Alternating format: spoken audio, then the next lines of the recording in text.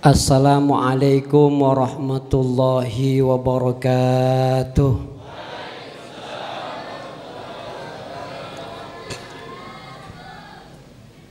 Alhamdulillahilladzi ja'alal mauta rahatan lil mu'minin. Wassalatu wassalamu ala ashrafil anbiya'i wal mursalin. Imamil muttaqin sayyidina wa habibina wa syafi'ina wa qurratu a'yunina wa maulana Muhammadin wa ala alihi wa ashabihil mujahidin tahirin, amma ba'd. Faqad qala Allah ta'ala fil Qur'anil Karim wa huwa asdaqul qailin, kullu nafsin dha'iqatul maut wa nabluukum bisyarri wal khairi fitnah wa ilayna turja'un. Wa qala ta'ala qul innal mauta alladhi tafirruna minhu fa innahu mulaqikum thumma turadduna ila 'alimil ghaibi wasyahada fayunabbi'ukum bima kuntum ta'malun. Wa qala Rasulullah sallallahu alaihi wa alihi wasallam, idza mata ibnu adam inqata'a 'amaluhu illa min thalathin, sadaqatin jariyatin aw ilmin yuntafa'u bih aw waladin salihin yad'ulah aw kama qala Rasulullah sallallahu alaihi wa alihi wasallam. Yang sangat kita hormati dan kita muliakan segenap para guru, para kiai, para asatidz yang hadir pada malam hari ini, wabil khusus keluarga besar dari almarhum guru kita bersama Ki Haji Muasar yang telah meninggal dunia. Ini malam yang kelima. Mudah-mudahan guru kita bersama senantiasa diberikan ampunan oleh Allah Subhanahu wa taala. Allah terima seluruh amal baiknya dan Allah jadikan kuburnya sebagai raudhah min riyadil jannah. Juga yang saya hormati keluarga besar dari almarhum abi, yaitu Kiai Haji Syarif Muawwal. Saya kalau nggak pakai kacamata tulisannya ini jauh ini, jadi aku harus buka kacamata dulu. Yang terhormat Kiai Haji Romli Sian LC siapa ini namanya? Tulisan jelek amat nih ya. Kiai Haji Rahmatullah, Kiai Haji Syamsul Ma'arif, Kiai Haji Satri Abdullah, Ustadz Mustafa, anggota dewan. Ya, luar biasa dewan. Ini baru dewan yang bener nih. Yang lain-lain orang mau datang. Dan sahabat saya Bapak Lurah Makmun, Bapak Haji Halimi, Ustadz Ramli Muslim, dan semua yang datang malam ini kita doain guru kita panjang umur, sehat badannya, murah rezekinya, berkah ilmunya, agar kita menjadi murid yang cinta dan mahabbah terhadap guru-guru kita. Juga seluruh bapak ibu yang datang malam ini saya doain semua. Aminin doa saya ya. Aminin doa saya. Aminin doa saya. Ya Allah, ya Allah, mudah-mudahan semua yang datang malam ini semoga hidupnya pada berkah. Amin. Tangan diangkat. Amin. Mulut ganyem mulu. Kalau berkah saya doain kapan waktu bapak ibu bisa ke Mekah, bisa tawaf melilingi Ka'bah, bisa sa'i dari Safa dan Marwah, bisa mabit di Mina dan di Muzdalifah. Mudah-mudahan kita semua insya Allah bisa wukuf di Arafah. Semoga pulang haji dan umrohnya penghasilan suami ibu makin nambah. Kalau nambah saya doain mudah-mudahan bisa kebeli tanah, bisa kebeli sawah, bisa bangun kontrakan rumah, bisa beli mobil yang mewah, anaknya soleh solehah, sekolahnya ampe kuliah, mudah-mudahan ada yang jadi lurah, rumah tangganya sakinah mawadah dan warohmah, mudah-mudahan lakinya bininya pada nambah. Santri amin aja lo nggak tahu penderitaan emak lo. Bapak Ibu yang saya muliakan, sebenarnya saya rada-rada malu ngomong di sini, malu saya karena orang ada ilmunya. Iya, ini saya mas sebenarnya almarhum kenal udah lama, namanya udah kenal, siapa nggak kenal lama almarhum ya. Cuman saya belum bertemu tatap muka. Ternyata dulu saya jahiliyah, ketika saya masih ngajar di SMP 22 tahun, saya orang nggak ngaji-ngaji tuh. Hari Senin sampai Minggu orang ngaji, orang pulang jam 5, ya kan. Hari Sabtu, hari Minggu di Pondok Pinang tuh di Kiai Sofwan Nizomi tuh ya. Hari Minggunya itu di masjid tuh. Tuh udah lama-lama saya sadar, resign saya tahun 2019 ngajar di SMP, saya keluar Pak. Kenapa? Karena guru saya bilang udah keluar aja, saat pasca keluar, udah kelamaan lu ngajar. Ntar lu buluk di sekolahan gitu. Karena kalau di sekolah saya orang ngaji-ngaji sama kiai, makanya saya istikharah keluar tahun 2019, 22 tahun saya ngajar keluar. Jadi saya punya titel tambahan Dokterandes, DRS. Di rumah saja, karena titel saya yang kemarin Simatupang udah nggak dipakai. Iya, siang malam tunggu panggilan, karena sudah di lockdown, ceramahnya paling banter kematian. Iya. Awal mula saya kenal sama Buya itu melalui wasilah anaknya saja Siti Masito. Waktu itu aku lagi ceramah, ya kan? Iya. Ceramah di almarhum Ustadz Jepri Al-Bukhari, saya naik ceramah turun. Beliau menghampiri aku, ya kan? Iya sih ngaku aja. Nggak usah dusta di antara kita. Iya, yang namanya saya Ustadz punya nama, wajar dong kalau wanita banyak menghampiri diriku. Kenalan, ngasih buku tuh, masih ada bukunya di rumah itu. Ini siapa ente? Saya Kiai Haji Muhasyar. Oh iya, saya kenal itu namanya, cuman belum pernah ketemu. Tapi melalui anak saya, alhamdulillah Allah takdirkan saya ketemu. Tuh kalau di Pondok Pinang tuh almarhum tuh di samping saya. Kalau Mu'alim Sofwan Kiai Rohmani itu sebelah kan, dia sebelah kanan saya tuh. Jadi kalau ngaji tuh dempet begini nih. Kalau Buya rada terlambat, itu pasti posisinya di selang satu. Karena kita ambilin bangku, dia pasti di sini. Tapi kalau nggak terlambat, dia pasti di samping diriku dia, pasti. Dan yang sangat saya kagumi dia, meskipun saya belum lama berkenal dengan dia, itu giroh ngajinya. Setua itu Pak, bener ini. Saya ngomong, dengerin yang mudah-mudah lo. Gue ngomong bener nih, gue lagi sewot. Kita bayangin, ini Buya habis seusia begitu punya pondok masih mau ngaji, dengerin. Pakai tongkat jalannya, ya Allah. Kadang-kadang kita yang muda malu, badan gagah, seger, naik mobil bisa, motor ngebut juga bisa. Kenapa kita lemah dalam semangat untuk ilmu, kalah sama orang tua kita? Kadang-kadang ngaji cuma biji matanya kalau mau datang, suwe bener tuh murid. Lah apa udah pernah pindah jauh, pakai mobil, kan? Jalannya nggak secepat kita, tapi girohnya luar biasa. Dan ketika satu panggung sama beliau ada satu kata yang saya nggak pernah lupa. Saya kan demen bercanda sama Mbak Beni, ya, karena dia mau getok kepala saya gini, gitu tuh. Iya. Tapi getokan sayang gitu kan.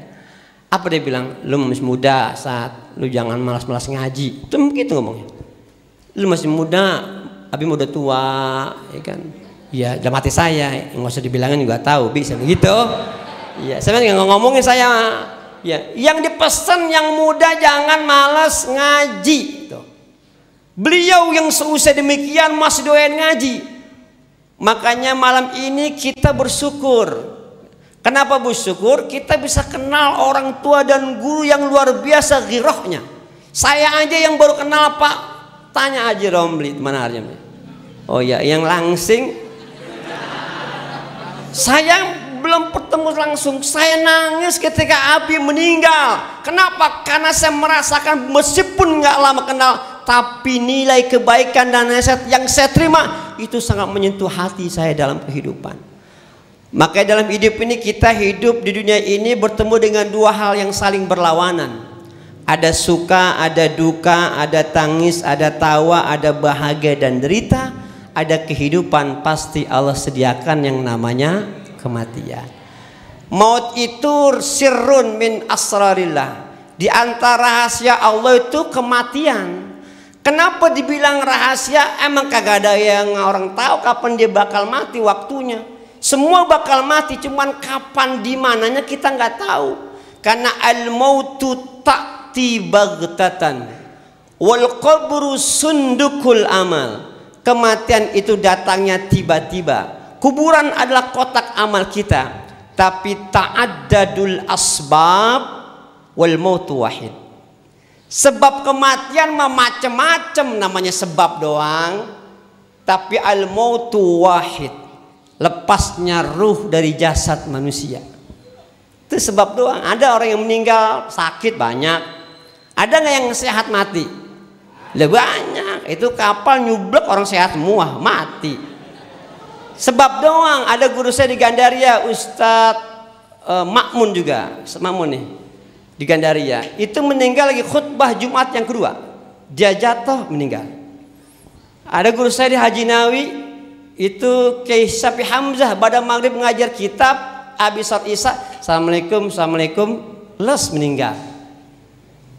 Sebabnya ngaji itu. Ada Ustaz Suryadi di Serua, itu malam Jumat mau ngajar kitab, tahlil dulu Ustadz yang lain. Sebabnya ngapa meninggalnya? Tahu nggak? Gue belum kasih tahu, belum tahu. Sebabnya cuman nyender doang di tembok, mati. Nyender di tembok mati. Ada yang di tiang mati, di tiang nyender. Sebab doang. Ada orang meninggal sebab minum kopi segelas mati. Sebab doang. Kok mati Pak Ustadz? Emang udah takdirnya. Sebabnya Pak, minum kopi segelas, orang ada airnya. Airnya nyesek dia di sini mampus. Sebab doang. Ada orang yang rokok tiba-tiba mati. Ada. Rokoknya mati. Tuh, sebab doang. Tapi maut tak tiba, dan mati itu rahasia. Karena rahasia dia ngambilnya ngacak, nggak berurutan. Lah keberurutan enak kita ya, kita ngitung. Amir mati, Agus, ada Agus mati duluan lu Gus. Kalau sesuai abjad, yang tua mati, yang muda mati, betul nggak? Pejabat mati, rakyat biasa mati, orang gendut mati, orang kurus. Kalau saya nggak gemuk, nggak kurus, saya sedang. Iya. Karena memang kematiannya rahasia, jangan nganggap gue mah yang muda lama meninggal, kagak begitu. Ada engkongnya masih hidup, cucunya 5 tahun meninggal. Ya kalau mau kan engkongnya dulu yang mampus, ya kan gitu, udah tuaan. Mengapa cucunya meninggal? Emang udah takdir. Tuh. Awalam yazal fi ghaflatin. Apakah ente manusia enggak henti-hentinya dalam kelalaian hatta dana minhul ajal, sampai ajal akan merenggut nyawa kita. Tuh. Makanya emak bapak kita yang masih hidup ente sayangin. Ente cinta sama dia, mahabbah lahir batin. Kenapa? Karena pintu kebahagiaan anak dilepatnya di situ. Kan anak macam-macam. Ini kadang-kadang ada anak macam, ada anak yang soleh, waladin salihin yad'ulah. Nabi nggak menggunakan kata ibnun au bintun, karena kalau menggunakan lafaz ibnun salihun au bintun salih itu menandakan anak kandung.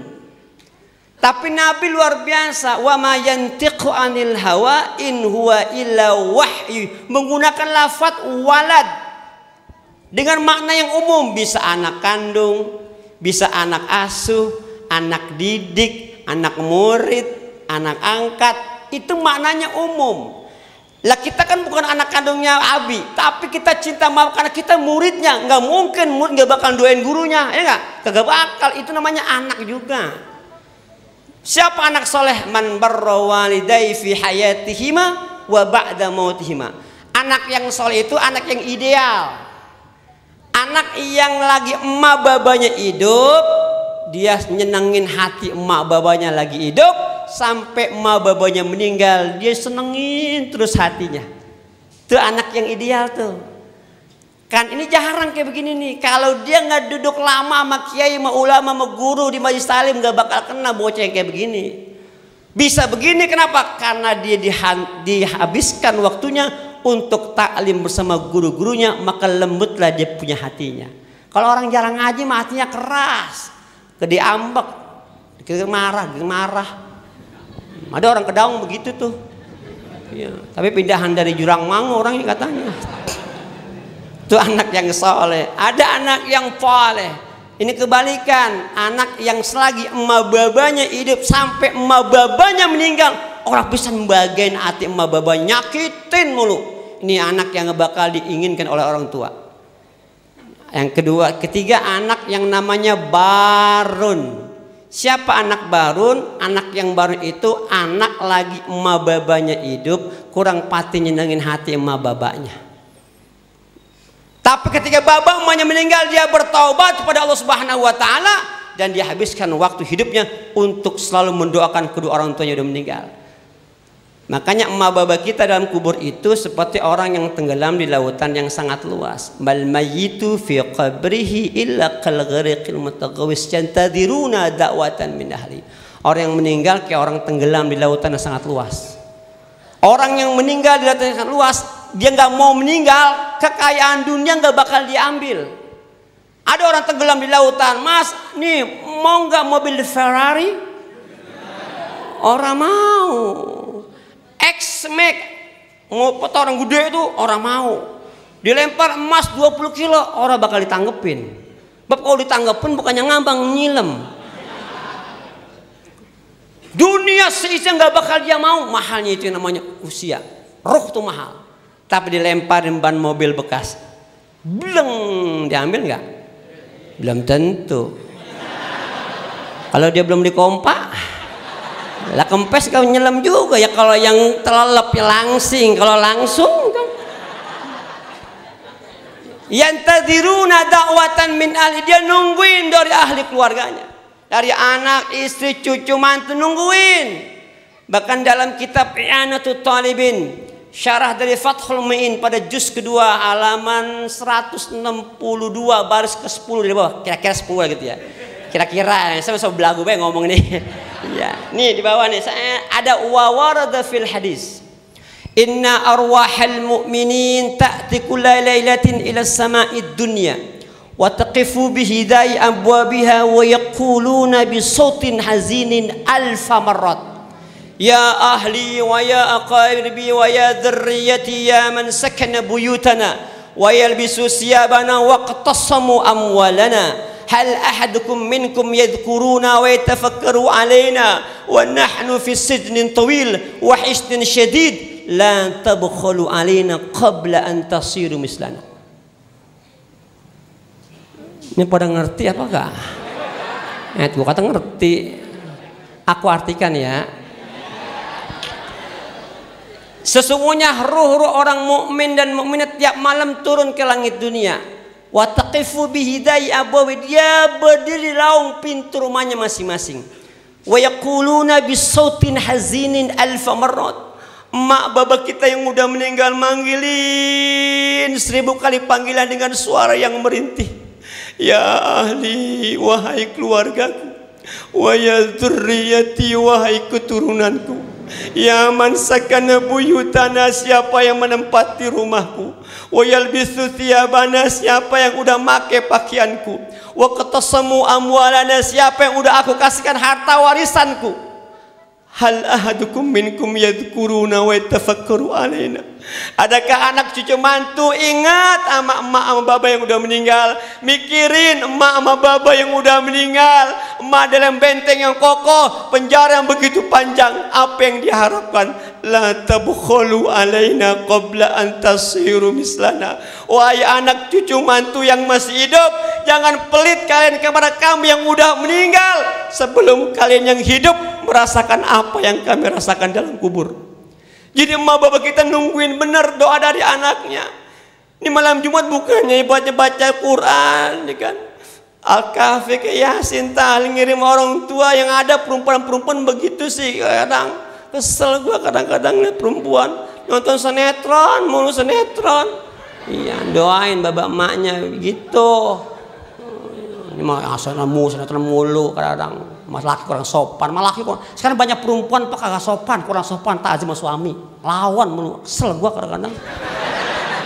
Beneran, malah lawan. Kenapa korban sinetron pak? Coba kalau suruh lagi nonton, suruh dipanggil, mau tolong beli papa kopi doang. Tadi nggak apa-apa, nggak ngeliat lagi seru nih. Papa mau nggak tahu ceritanya, ini lagi seru banget, apa seru banget. Ketinggalan aja apa nonton di YouTube. Saking nggak mau ketinggalan, ini orang ini tuh sama nih tuh, dia nih orang ini tuh. Iya, emak bapak udah meninggal, ditungguin apa doanya, bukan yang lain. Bahkan dari kitab Irsyadul Ibad dijelaskan, ini ada kisah seorang yang bermimpi dalam tidurnya. Dia ngeliat nih orang di dalam kubur itu pada keluar pak. Dia mengutin sesuatu yang dia nggak tahu apa yang dia pungutin. Terus dia tanya, ini ada seorang yang membuat dia takjub, ada seorang laki-laki yang duduk di singgasana kerajaan. Dia nggak ngikutin nama yang lain pada mengutin, dia mah diem baik. Di singgasana kerajaan dengan mewahnya, kenapa? Kayak orang kaya pak. Ditanya, bang, ente nggak ngikutin nama yang lain itu, mungut-mungutin. Apa kata dia? Ana ghaniyun an dzalik. Saya kagak perlu yang kayak gitu seperti orang-orang mungutin, saya nggak tahu. Ditanya lagi. Bi ayyi syai'in anta ghaniyun. Dengan sesuatu apa engkau kok jadi nggak butuh sama seperti yang itu tuh? Ente merasa kaya kenapa? Apa dia bilang? Bi khutmatin yaqra'uha wa yahdiha ilayya waladi. Saya merasa cukup, saya merasa kaya, saya nggak butuh yang kayak begitu. Kenapa? Karena saya melihat kiriman khatmul Quran dari anak yang membacanya, yang dia hadakan kepada saya, maka saya menjadi kaya saat itu. Itu kalau orang kita kebanyakan banyak doa itu dari rombongan.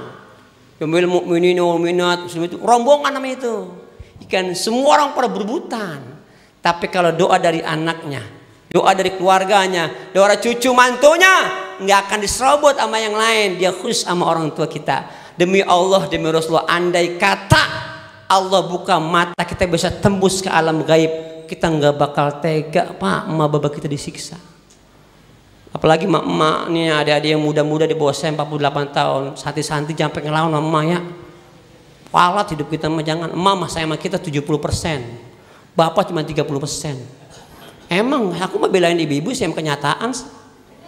Sayangnya anak, bapak sama anak kalah sama emak sama anak. Coba nih logika ya, logika ini main logika nih. Ini bapak mama lagi makan ya, anaknya bayi. Tuh anaknya pup, oke, pup.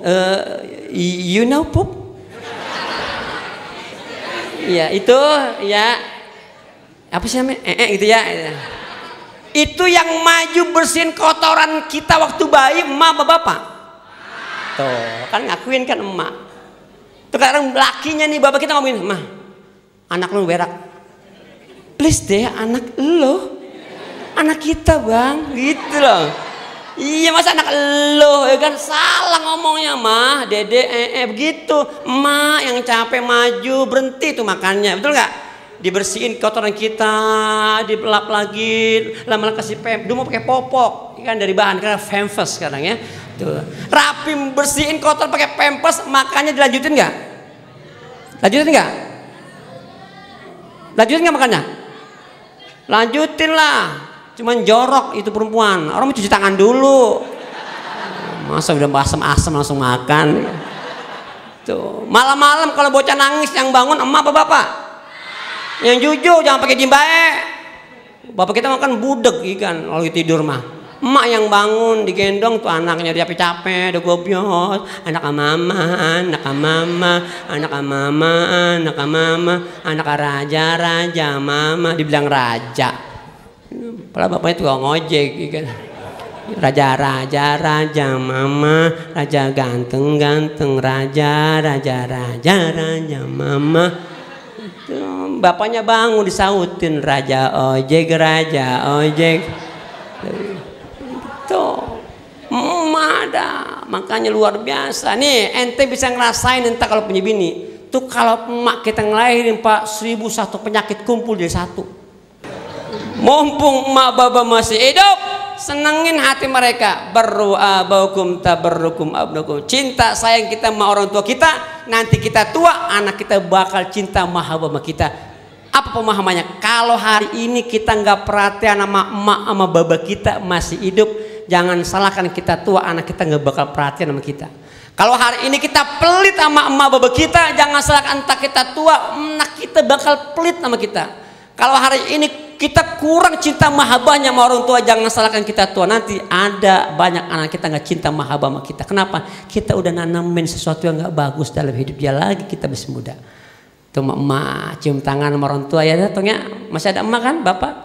Cium tangan mama yang bener. Anak santri akan beda cium tangannya sama orang bukan santri. Jangan sama, masa anak santri cium tangannya sama orang bukan santri, salah.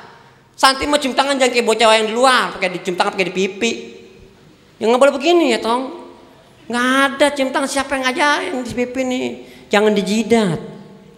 Iya, kalau dijidat tuh nyinggung perasaan emaknya. Iya, maklum emak banyak masalah, utang di mana-mana, puyeng. Jangan cium tangan di kuping, masa begini sama babanya tuh? Siapa yang ngajarin? Namanya cium tuh pakai bibir, bukan pakai hidung. Kalau pakai hidung namanya ngendusin. Kalau beli durian nih, kalau mau ngerasain manisnya, diapain? Dicium apa diendusin? Diendusin. Pakai hidung, pakai bibir. Hidung lah, kalau pakai bibir bokes bibir lo. Tajam bener durian. Cium pakai bibir ke hidung nih. Tuh. Dicium, disedot tangan baba lo. Sedot tangannya lo, rasain rasa apa tuh tangan baba lo. Cium. Oh, jangan atasnya doang, Mbak. Kasih tangannya, Mak, kasih tangan bawahnya. Cium tangan bawahnya, Mak. Jadi cium tangan sama baba emak atas bawah. Tapi jangan anak doang disuruh cium tangan emak babanya. Baba emaknya cium juga tangan anaknya begitu. Yang anaknya doang dicium, dia mau cium anaknya, pelit amat. Orang mah ibaratnya cium tangan anaknya, gitu anak cium.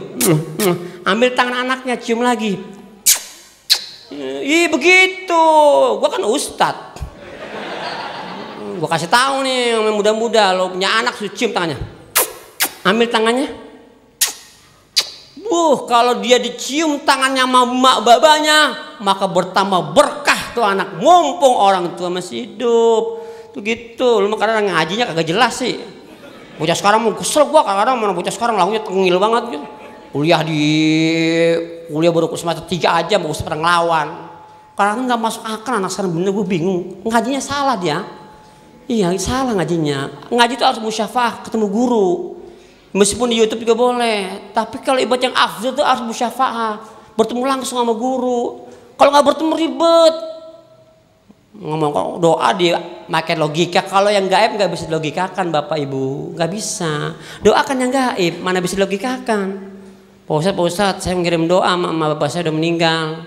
Doa saya nyampe nggak Pak Ustadz? Nih, mahasiswa nanya nih, saya nggak jawab. Saya tanya lagi, lu ngirimnya hari apa? Ya kesini begitu ya. Hari Minggu Pak Ustadz, hari Minggu, Senin. Ini apa nih? Selasa, Jumat, Sabtu, Minggu, Senin, Selasa, udah 5 hari. Terus doa yang lu kirim sama baba lu balik lagi nggak malu? Enggak Pak Ustadz. Ya berarti doa lu nyampe. Gak balik lagi? Sekarang wesel nih, kita ngirim wesel ke Bandung nih hari Jumat, Sabtu, Minggu. Wesel balik lagi ke rumah kita, kirimannya ke Bandung. Berarti wesel nyampe nggak? Enggak, kan balik lagi ke kita. Dikirim Jumat, Sabtu, Minggu, Senin. Tuh wesel nggak balik lagi ke kita, nyampe nggak? Belum tentu. Kan kita belum nanya sama orang Bandung nyampe apa kagaknya. Iya banyak akalnya gue mah, emang gue nama orang Betawi gue mah. Pakai nanya banyak akalnya. Kalau gue punya akal gue bego namanya. Tuh nyampe. Pak Ustadz saya lagi sholat kentut. Terus batal nggak? Ya batal ngapa nak? Itu kan syaratnya orang sholat punya wudhu. Terus kalau saya wudhu harus basuh muka lagi. Ya basuh muka lah. Saya cebok nggak kalau kentut? Ya kagak. Kok enggak Pak Ustadz? Saya buang angin. Kan angin mah nggak ada zatnya. Ya kan kalau nggak ada zatnya meskipun batal wudhu nggak ada zatnya orang usah diistinjain. Kan kagak ada zatnya angin dong. Kecuali kentut bawa temen, nah itu baru. Itu namanya cepirit. Lalu cebok namanya bawa teman. Kalau nggak bawa teman nggak usah. Oh berarti kalau wudhu saya basuh muka lagi Pak Ustadz. Lah basuh muka. Kan rukunnya wudhu di Quran kan muka. Nah kata dia begini, itu yang nggak masuk akal Pak Ustadz. Nggak masuk bagaimana? Kenapa saya kentut lihat belakang, kok muka yang dibasuh wudhu? Saya mikir, iya juga sih ya. Terus saya nanya lagi sama dia, gue tanya sama lu pernah sakit mata nggak? Pernah Pak Ustadz, merah, belekan Pak Ustadz. Lu ke dokter nggak? Ke dokter Pak Ustadz. Nah gue tanya nih, ketika lu sakit mata, ke dokter disuntik nggak? Disuntik Pak Ustadz, biar cepat sembuh. Nah gue tanya lagi sama lu ya, yang disuntik pantat lu apa biji mata lu? Ayo, pantat Pak Ustadz. Lah salah dokternya, ngapa mata lu lagi sakit pantat disuntik? Terus yang disuntik apa ya? Biji mata lu suntik sekali biar buta, suwe lu. Mau usah ngelawan mulu, tuh banyak bocah sekarang gitu tuh. Ngajinya kagak mau guru yang bersanat, mau yang meremeng-remeng ngajinya. Tuh begitu. Ya udah, saya mau acara lagi di Pamulang nih. Dari Pamulang saya langsung ke Kedaung, pulang. Iya maafin saya mau begini Pak, saya kagak ada ilmunya, cuma nyenengin ketawa orang doang ya, maafin ya. Ya maaf, jalan-jalan ke Cikini, jangan lupa beli rambutan. Tausiah saya sampai di sini, kita akan berjumpa di lain kesempatan. Pergi ke pasar beli sepeda, bayarnya ngantri sekali. Kalau ada omongan yang salah jangan simpan di dalam hati. Kuntil anak naik sepeda, sepedanya kecubur sumur. Saya udah bilang sama dia Pak jangan naik. Dia masih naik baik, kesel. Saya kadang-kadang bandel banget dia. Iya, Bapak Ibu yang saya muliakan, Bapak Ibu bisa ngaji bareng saya tanggal 15 Februari. Itu ada program di Sens TV tapi taping. Insya Allah tanggal Senin sampai Rabu saya di Global TV jam 5 pagi Pak. Ada Ustadz Pasha, ya akulah orangnya ya kan. Terus Jumat, Sabtu, Minggu saya di ANTP tapi sore jam 5. Dan Jumat khusus pagi jam 7 itu di Trans 7. Ya insya Allah tanggal 15 Februari semuanya saya tidak ada. Wassalamualaikum warahmatullahi wabarakatuh.